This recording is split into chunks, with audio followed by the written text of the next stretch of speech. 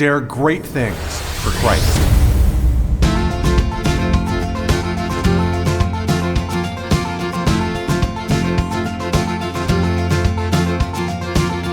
Christ calls us to dare great things. In the marketplace, as well as in the mission field, there has never been a time like the present for the spirit of the Catholic entrepreneur. Now is the time for men and women of great courage and great vision to engage our church and our culture. Now is the time to dare great things. And here is your host as we dare great things, Father Nathan Cromley, the president and founder of the St. John Institute. In business as in life, success is largely a function of focus. Knowing what our priorities are allows us to hit them correctly, and hitting them correctly allows us to be successful. What's the proper focus for leadership? What is it supposed to be all about?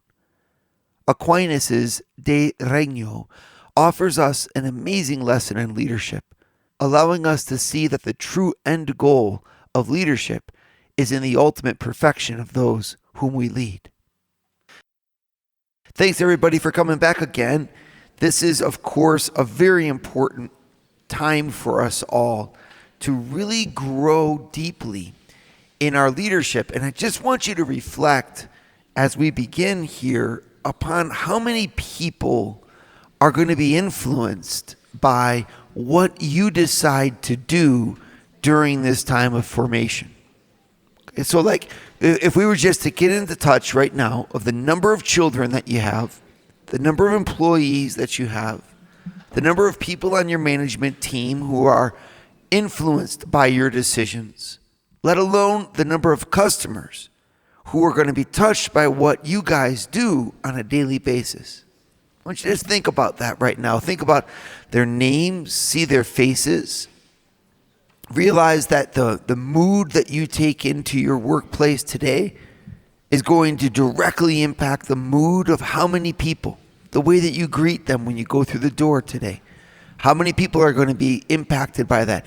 And if you realize how much your leadership, your decisions today are going to impact the lives of the children in the schools and in the homes, and the way that their parents, when they come back from working from you today, are going to, that's going to impact them. As you impact their parents, your employees, their parents impact them.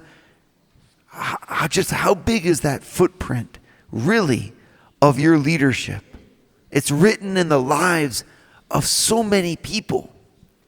Right? So I want to keep those people in mind today as we go forward, because the reason that you're here is to deepen that impact for the good.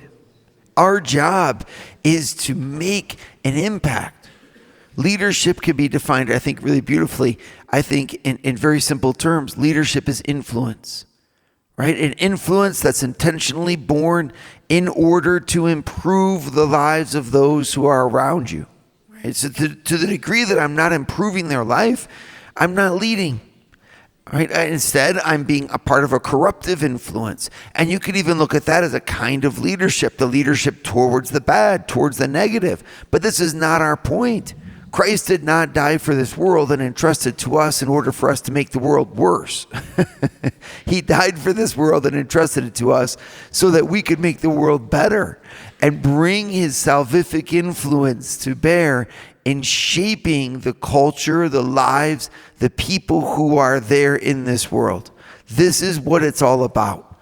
And we who have taken up this mantle of leadership, right, we take upon ourselves that burden to fight for what is good. I think often of that quote by Thomas Jefferson, the only thing necessary for evil to triumph in the world is for good people to do nothing, right? As soon as leadership for the good is absent, leadership for the bad becomes present. Darkness can only exist where there is no light. Cavities can only afflict the teeth where there is no health, right? Weaknesses can only be exploited when they are left unfortified. And in the same way, evil will control our families, in our own inner hearts only to the degree that authentic virtue and authentic leadership for the good is absent. Our role is to bring Christ and his kingdom into the hearts of all those who are around us. Our goal is to bring the light of the revelation of Jesus Christ and his power of his grace to bear in our world. I know that many of you work in secular society. You work in businesses that you have no control over. You feel like you can't really bring that light into your business because it's against the code of conduct. It's against the rules. It's against the way that the company is set up. I understand that, but I want to challenge you.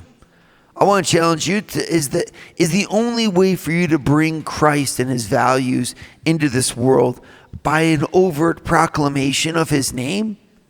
I mean, if it is, well, I think you're actually short selling the power of Christianity and the power of the government. We need to proclaim his name and make him known, absolutely. And yet at the same time, his name and his power are not known only by evangelism. They're also made known by the effective transformation of systems, of processes, of mindsets, and of culture. And this is also an effective place for bringing out the fullness of our Christian message. In fact, it's the place where that Christian message finds its root and finds an effect in the practical places of people's lives. And this is exactly what Pope John Paul II put so beautifully when he talks about the mission of the Christian lay faithful by saying, your mission is to show the world the love that God has for it. To show the places of business and the people who come to work in a business, in a secular environment, fine, it doesn't matter.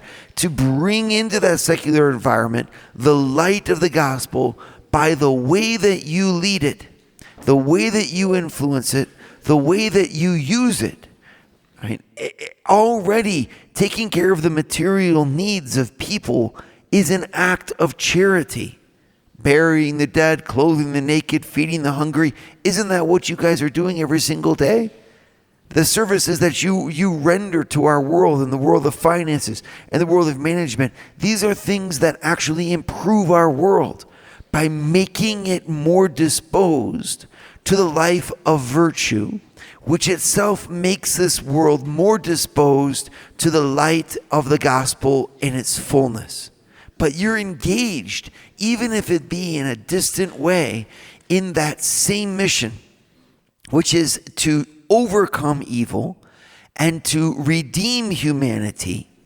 You simply work for that redemption in a place that I think often you think too little of yourself in. You look at yourself and just say, all I am is a bean counter, Father Nathan. And I'm saying, no, you're much more than a bean counter. And those beans need to be counted, by the way. What you actually are is a humble and amazing servant of the Most High King, who has placed you there in his kingdom to count those beans so that they be counted well. Because if they're not, disorder will afflict our world. I mean, accounting is an amazing antidote to corruption and theft. And you are on the front lines of that process. You bring order, you bring clarity, you bring so much accountability to the leaders of this world. I mean, think about it. I want you to take a higher view of who you are, because, and that's why I want to teach this course. When you see what Thomas tells us today in De Regno, his letter to the King of Cyprus, it's amazing. He lays out for us a scope that says that very work of materiality that you limit yourself to is found within the scope of the mission of Jesus Christ, the high priest, and his saving of the world. I want to show you how that's done. Father Nathan is producing an ongoing source of videos to form, unite, and inspire you and your family. Go to eagleeyeministries.org. That's EAGLEEYE ministries.org. And subscribe to Eagle Eye Pro. Subscribe today. All right, so you know what I'm talking about here. We're looking at the letter from St. Thomas Aquinas that he wrote to the king of Cyprus, all about being a king. And so his examples are usually taken from, the political realm about being a king and governing all these people and things. And so I think that this letter has gone without a lot of commentary with respect to our contemporary view of leadership. And I lament it, because if we think that the simple fact that Aquinas is talking here about political kings, that somehow makes what he says irrelevant to the rest of us who no longer follow a king, you really are, lacking in the basic understanding of the power of Aquinas' thought. In chapters 11, 12, 13, St. Thomas looks at the punishments that belong to kings that do poorly and the rewards that belong to kings that act virtuously. But in chapters 14 and 15, he really narrows it down to say, what's the purpose of a king? And this is a question I think a lot of us have inside. The perspective that we're given by this world is that leadership is all about you. It's a great opportunity for you to be a great person, and you can acquire wealth by it. And then more or less, that's it. So we go to great schools in order to get great jobs. And then we have great jobs in order to advance in our great careers. And at the end of our great careers, to parachute out of them into a retirement, I guess, where we finish our day breeding golden retrievers or some sort of thing, But is that really what it's all about? Is your leadership really all about you advancing in power and in temporal affairs?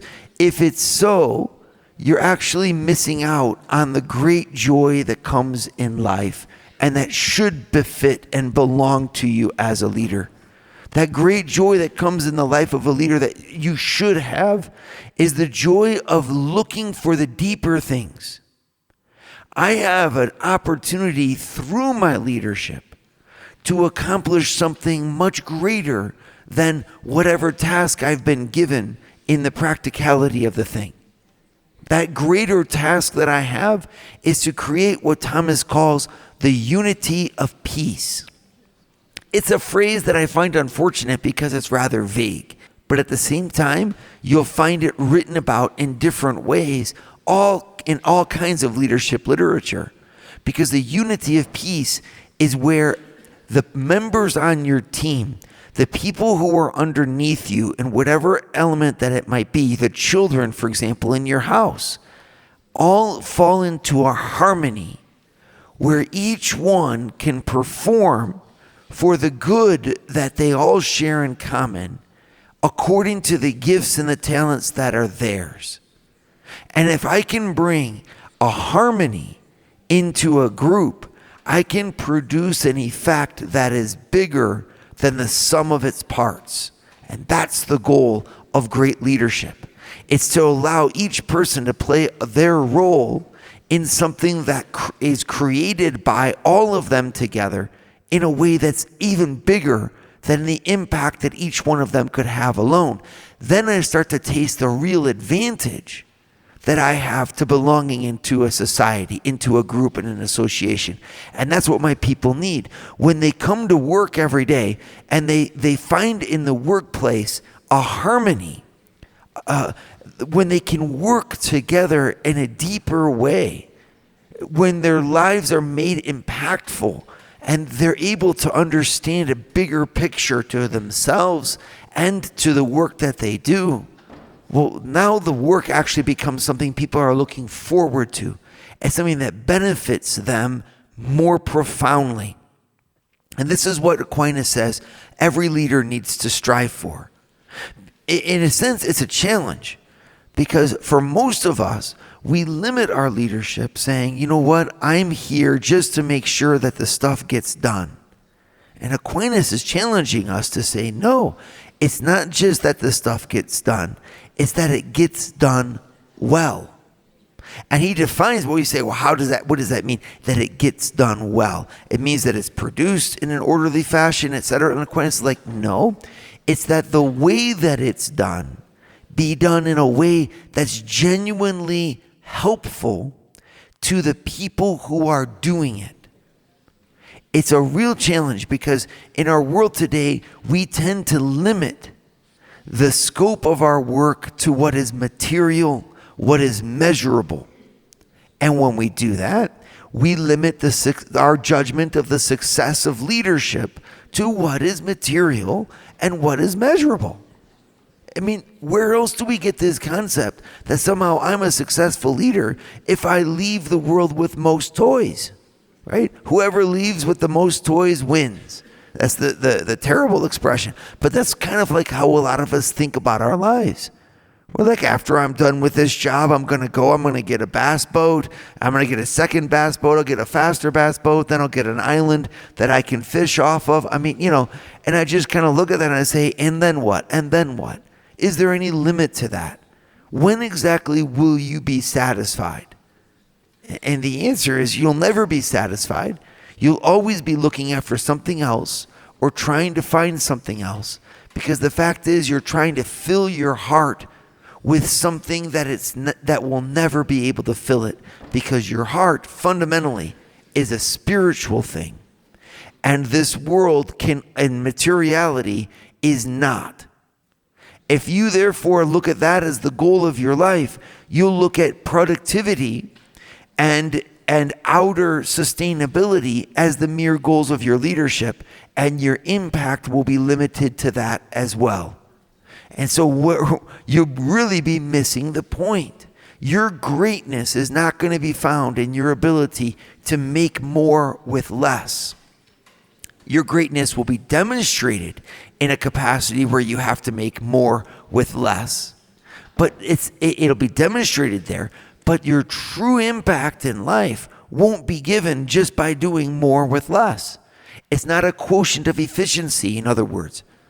Leadership is found cloaked in efficiency. It's found occasioned in efficiency. But its essence is not one of efficiency. Its essence is one of perfecting the deep down things. I need to transform the way that I look at my own life as a leader. I'm not in this just in order to get more toys. I'm not in this in order to advance my reputation. What am I in this for? In order to live well. If I've been given the challenge of leadership and the position of a leader, it's to make me rise in the deeper aspects of myself, to make me more intelligent, more compassionate, more aware of my own failings, and so that I can improve upon them. Right? My life is not going to be measured, in other words, based upon how well I performed or how many things that I produced. My life is going to be measured in the way that I produced them. And as soon as I adopt that spiritual way of looking at my life, I can then lead my people to do the same.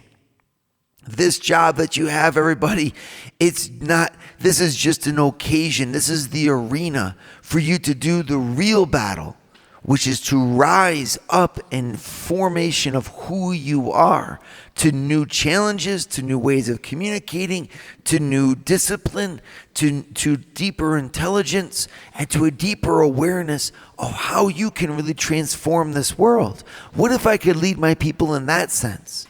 What if I could help my people on my team to have a deeper understanding of their dignity and their upward calling and how then I'd be making an impact that when they went home every night, they would come home not just tired and worn out. They'd come home deepened, more perfect, more aware of their deeper responsibilities in the home.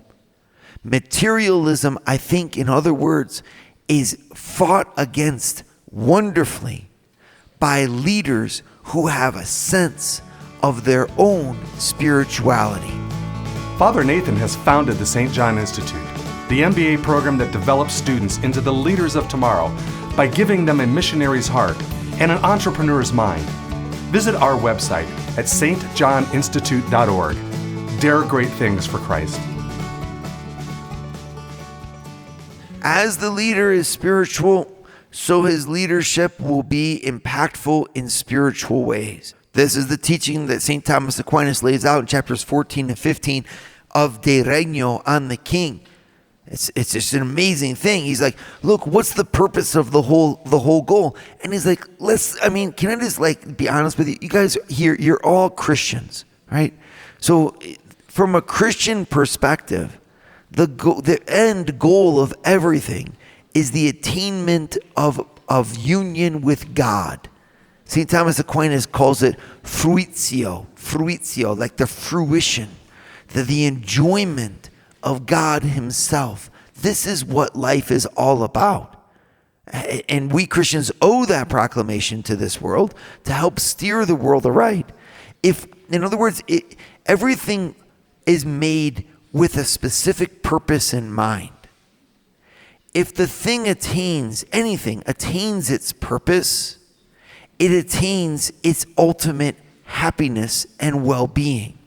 Our job as a leader in this world is to bring everything that's given to us towards that state the best that we can by disposing it and protecting it, but also by nurturing it and encouraging it so that everything that we touch ends up becoming closer to that state of being fulfilled, of having its perfection, right? That's our role.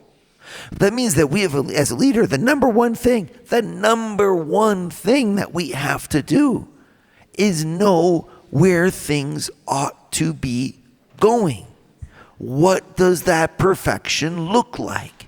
Because my job is to bring this world towards that perfection. So if I'm really good at, I'm a craftsman and I'm really good at welding, well, I'll know how to put a weld down that is wonderfully done and that actually makes the metals stronger and that brings them into a bond that can't be broken, and etc., right?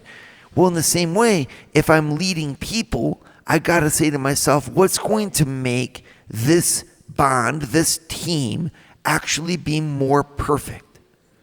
And Aquinas says, well, we as Christians have the ultimate wisdom. We know what the ultimate perfection of human beings ought to be. And that's a union with the Father in the Son under the motion of the Holy Spirit of their souls with God. Right? So he goes off into this long thing saying that's why it's so great to have priests who are kings.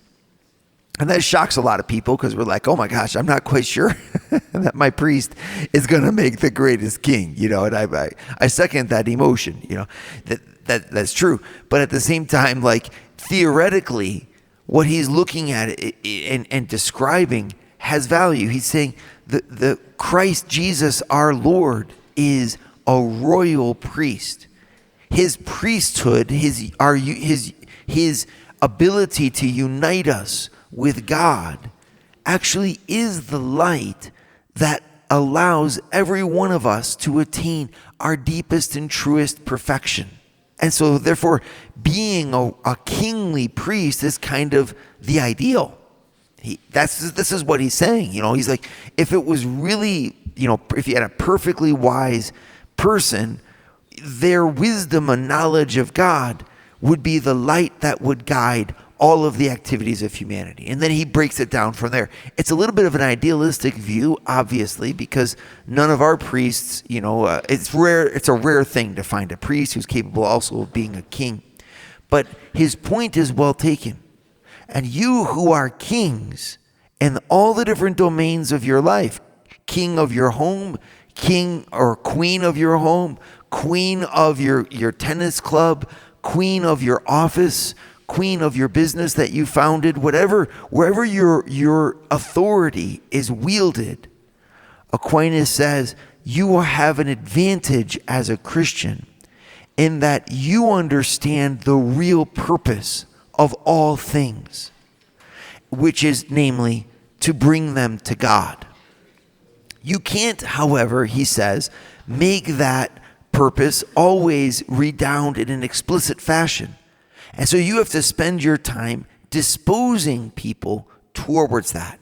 And sometimes that's all the further you can get. It's really an amazingly fresh approach to this, right? You think that he would say, therefore you have to impose religion upon people. But that's not it at all. Religion is not something that the church imposes. It's something that the church proposes. Okay? And how do I propose religion in a secular environment when I'm not in a Christian world, but a secular one, and religion is not even a welcome topic?